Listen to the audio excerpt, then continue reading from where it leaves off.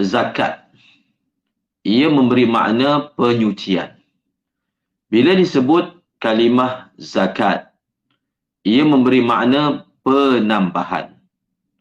Dalam erti kata yang lain, faedah daripada mengeluarkan zakat, yang pertama akan menyucikan, membersihkan hati seseorang itu daripada kotoran-kotoran mencintai harta. Mencintai harta ataupun mencintai dunia adalah satu kotoran yang ia perlu dibersihkan dan ditazkiyahkan. Dan antara jalan untuk mentazkiyahkan diri daripada kotoran tersebut adalah dengan cara mengeluarkan zakat. Dan ia juga memberi makna harta itu dibersihkan. Yang pertama, diri itu dibersihkan dari kotoran mencintai dunia, mencintai harta. Yang kedua, harta itu akan dibersihkan. Kerana tidak dapat tidak apabila seseorang itu mencari harta, membuat perolehan bagi hartanya, akan melekat, akan terikut sekali perkara-perkara yang tidak baik, yang berbentuk syubhat. Maka dengan dia mengeluarkan zakat, membersihkan hartanya daripada kotoran-kotoran tersebut, dengan syarat harta itu bukanlah daripada harta yang haram. Kerana harta yang haram tidak sah dikeluarkan zakat daripadanya. Nabi SAW telah bersabda, la tuqbalu salatun bighairi tuhurin wala sadaqatun min ghullin. Salat tidak akan diterima kecuali dengan bersuci, dan zakat, sedekah tidak akan diterima daripada sumber yang haram. Sidang pendengar IKIM yang dirahmati Allah Subhanahu wa taala, zakat fitrah ini adalah merupakan zakatul badan. Dalam nama yang lain bagi zakat fitrah adalah zakatul badan, iaitu ia merupakan zakat yang dikeluarkan untuk badan kita, untuk tubuh kita, untuk jasad kita. Oleh kerana itu, orang yang wajib membayar zakat fitrah ni, zakat badan ni lebih banyak berbanding orang yang wajib mengeluarkan zakat harta. Cukup sekadar dia mempunyai lebihan harta pada hari raya dan malamnya, lebih daripada apa yang dia perlukan untuk diri dia dan keluarga dia, orang yang dia wajib tanggung nafkah mereka, maka orang ini wajib membayar zakat fitrah. Kita perlu melatih anak-anak kita yang sudah baligh, yang sudah mampu bekerja, untuk mereka membayar zakat fitrah dengan diri mereka sendiri. Iaitu mereka sendiri datang kepada amil untuk membayar zakat fitrah.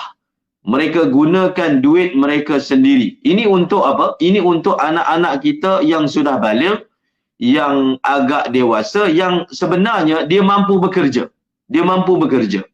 Maka kalau mereka mempunyai duit, mereka menggunakan duit mereka sendiri, ataupun kita memberi sejumlah wang, iaitu yang wajib dibayarkan zakat fitrah, dan mereka sendiri datang kepada amil dan membayar zakat fitrah. Dan zakat fitrah ini wajib atas siapa? Zakat fitrah ini wajib atas orang yang dia hidup ketika tenggelamnya matahari pada malam raya. Maknanya, kalau ada daripada kalangan ahli keluarga kita yang meninggal dunia sebelum tenggelam matahari, tidak wajib dikeluarkan zakat fitrah terhadapnya, ataupun meninggal dunia selepas tenggelam matahari, maka wajib dikeluarkan zakat fitrah. Itu border dia, itu penanda dia. Semasa tenggelam matahari, adakah hidup, ataupun adakah sudah dilahirkan, ataupun adakah sudah meninggal dunia, penandanya ghurubus syamsi lailatul idi, tenggelamnya matahari pada malam hari raya. Dan berapakah kadar zakat fitrah? Itu perkara yang sudah dimaklumi. setiap negeri ada kadar yang telah ditetapkan, yang telah dikeluarkan. Saya pernah sebut bahawasanya pembayaran zakat fitrah di dalam mazhab Syafi'i adalah membayar dalam bentuk makanan ruji. Jadi makanan ruji kita adalah beras. Maknanya kita bayar beras.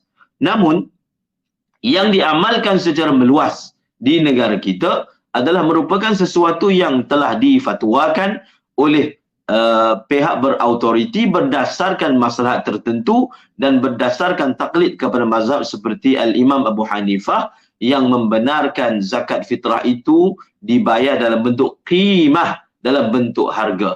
Maka kita boleh mengamalkannya dan jumlah yang kita bayar itu sebenarnya adalah apa?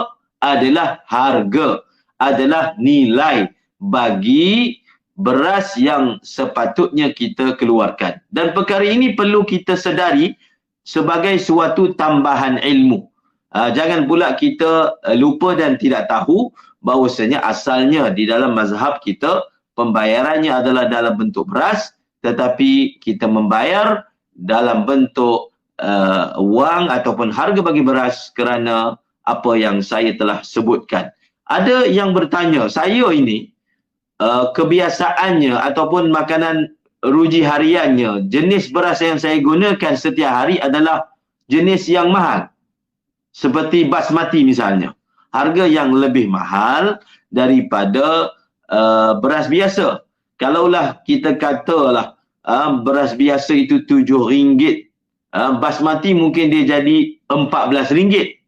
2 kali ganda. Soalannya, adakah kewajipan atas saya ni bayar zakat fitrah dalam kadar harga basmati, iaitu beras yang biasa saya gunakan, ataupun bagaimana? Maka jawapannya adalah apa?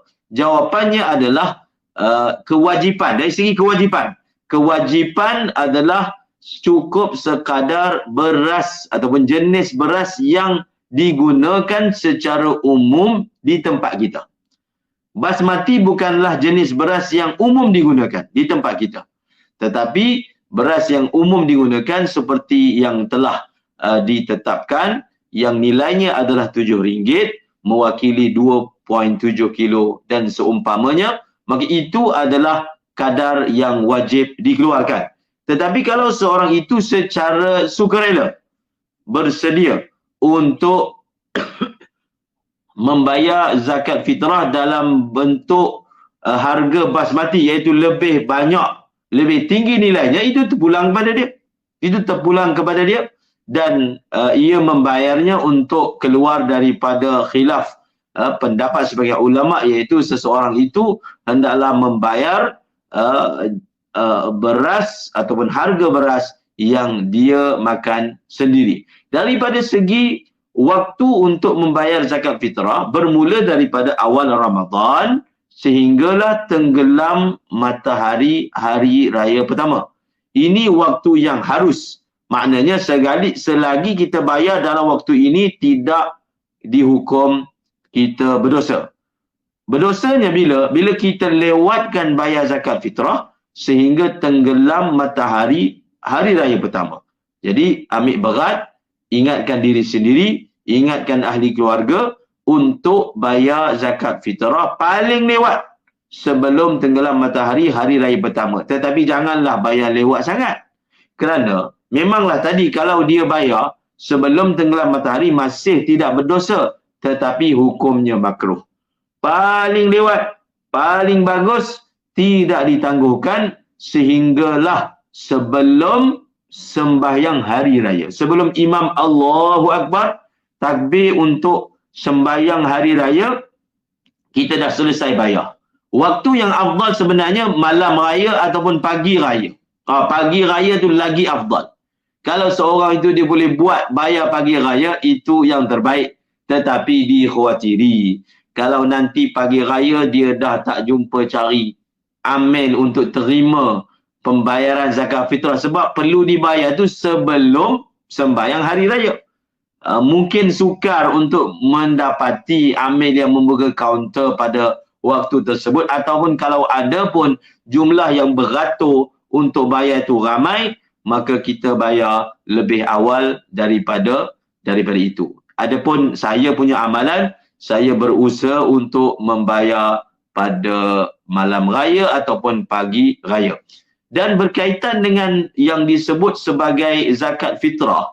Zakat fitrah dengan puasa. Apa kaitan dia? Ada hadis yang menyatakan orang yang dia tak bayar zakat fitrah, maka amalan puasa dia itu akan muallaqah, akan tergantung-gantung, iaitu tidak diterima. Begitu pentingnya pembayaran zakat fitrah ini, walaupun jumlahnya hanya RM7 bagi setiap individu, tetapi kaitannya, hubungannya daripada segi penerimaan, daripada segi penerimaan amalan puasa itu sendiri adalah sangat besar. Oleh kerana itu, secara umumnya majoriti penduduk negara kita wajib untuk membayar zakat fitrah. Anak yang baru dilahirkan pun wajib dibayar zakat fitrah. Orang yang tak puasa kerana dia sakit, terlantar pun wajib mengeluarkan zakat fitrah. Dan bila disebut fitrah, ia ada kaitan dengan diri kita. Ia ada kaitan dengan menfitrahkan diri kita. Dia ada kaitan dengan menfitrahkan diri kita. Kalau zakatnya dipanggil zakat fitrah, hari raya dipanggil Aidul Fitri. Aidul Fitrah. Hari raya fitrah. Sebenarnya, dalam Islam ni, hari raya haji ni dia lagi besar daripada hari raya puasa. Kalau di negara Arab, sambutan hari raya haji ni dia lebih meriah. Berbanding sambutan hari raya puasa. Tetapi di negara kita dia terbalik. Hari raya puasa ni Masya Allah sehingga ada istilah raya sebulan. Tapi kalau di negara Arab, raya puasa itu tidaklah disambut begitu sekali, hanya hari raya pertama saja. Hari raya pertama kemudian selesai. Adapun hari raya haji disambut dengan lebih meriah. Kalau di negara kita, negeri yang agak meriah menyambut hari raya haji adalah negeri Kelantan. Dan kalau kita melihat di sebelah Fatani sana, perkara yang sama, iaitu raya haji itu disebut dengan lebih meriah. Apapun kita mengikut adat di tempat kita, maka hari raya puasa yang disebut sebagai hari kemenangan. Yang pertama, kemenangan kita melawan nafsu. Yang kedua, kemenangan, mengenang kepada kemenangan-kemenangan, siri-siri kemenangan Rasulullah SAW dalam pertempuran baginda melawan musuh-musuh Islam. Kalau kita menyorot kembali ke latar sejarah, kita akan melihat banyak siri jihad itu berlaku dalam bulan puasa dan berlaku dalam bulan Syawal. Misalnya peperangan Badar berlaku dalam bulan puasa.